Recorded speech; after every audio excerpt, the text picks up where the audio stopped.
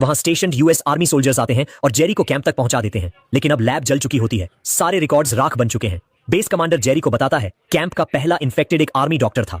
वो बाहर भेजा गया था एक सोल्जर की मौत की जांच करने, पर सोल्जर अचानक ज़ोंबी में बदल गया और डॉक्टर को काट लिया। इन्फेक्टेड डॉक्टर जब वापस आया तो उसने औरों पर हमला किया। किसी तरह सोल्जर्स ने ज़ोंबीज को मारकर जलाया, तभी बेस बच पाया। लेकिन सोल्जर कहां से इन्फेक्ट हुआ इसका कोई प्रूफ नहीं बचा। जेरी ऑलमोस्ट हार मानने ही वाला था कि तभी सीआईए का एक कैदी इन्फॉर्मेंट उससे बात करना चाहता है। वो बताता है इजराइल ने वायरस फैलने से पहले ही पूरे देश के चारों तरफ जाइंट वॉल बना ली थी। अगर सच जानना है तो जेरूसलम जाओ और वहां एक आदमी है, स्ट्रॉन्ग जी च्यांगे, उसी से मिलो। जेरी अब इजराइल जाने की तैयारी करता है।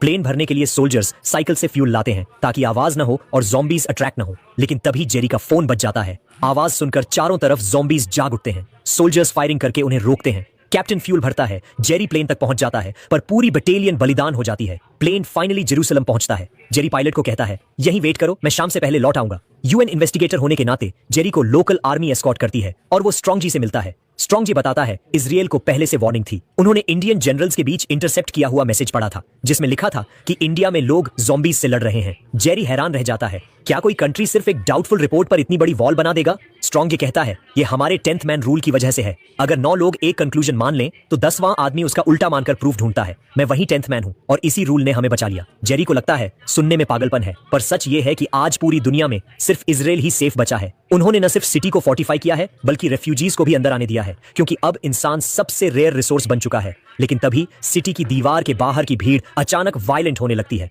असल में अंदर रेफ्यूजी लोग खुशी से गाने गा रहे थे। लाउड स्पीकर से गूंजती आवाज ने लाखों ज़ॉम्बीज को अट्रैक्ट कर लिया। वो दीवार के पास इकट्ठा होकर इंसानों की तरह एक दूसरे के ऊपर चढ़ते हुए टावर बनाने लगते हैं। कुछ ही मिनटों में ज़ॉम्बीज दीवार पार करने ही वाले होते हैं।